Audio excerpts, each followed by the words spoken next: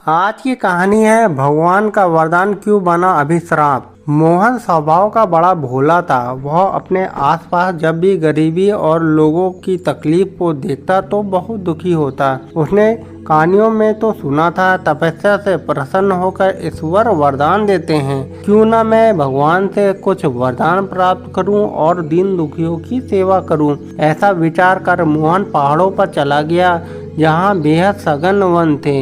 धूप कभी कभी जमीन को छू पाती थी। ऐसी स्थिति में वह एक गुफा में बैठ तपस्या में लीन हो गया। तपस्या करते हुए काफी समय व्यतीत हो गया।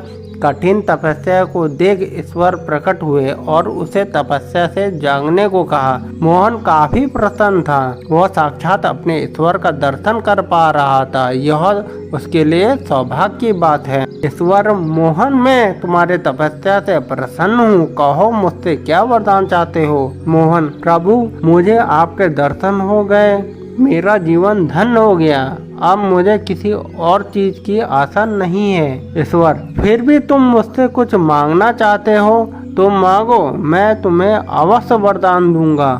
मोहन, प्रभु, मैं अपने आसपास लोगों की तकलीफ देखता हूँ तो काफी दुखी होता हूँ। कृपया उन्हें दूर करने का कोई उपाय बताइए। ईश्वर ने एक पत्ते से हरा हुआ डाली मोहन को दिया और कहा, यह पत्ते सदा हरे भरे रहेंगे और डाली से कभी कम नहीं होंगे। किसी भूखे और दरिद्र व्यक्ति को देखो तो यह पत्ता निचोड़ कर उसके मुंह में एक बूंद डाल देना। वह बलवान हो जाएगा। उसके दुख तकलीफ तत्काल दूर हो जाए। ऐसा कहते हुए ईश्वर अंतर्ध्यान हो गए।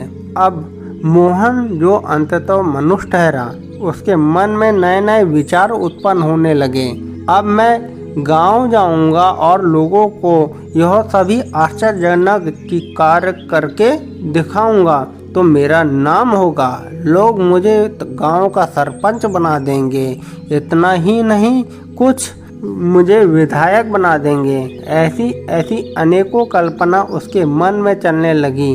जब इस कल्पना से मोह भंग हुआ तो वह सोचने लगा, कहीं मेरी जग हंसाई ना हो। ईश्वर ने जो वरदान दिया उसे एक बार आजमा के तो देख लूं। अब मोहन ऐसा साधन ढूंढने लगा जिस पर उस पत्ते के करिश्मा को देखा जा सके। जंगल में चलते चलते उसे एक भूखा प्यासा दुर्बल, जिसकी हड्डियां बाहर दिख रही थी, ऐसा शेर वहां बेहोशी की अवस्था में पड़ा था। मोहन को उस पत्ते के करिश्मा को देखने का अवसर आ गया था।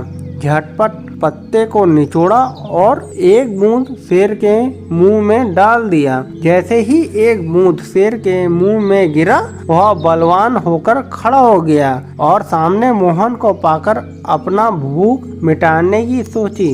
क्योंकि भूख की अवस्था से ही तो वो मूर्छित बेहोश पड़ा था। अब कुछ समय में मोहन की जीवन लीला समाप्त हो गई थी।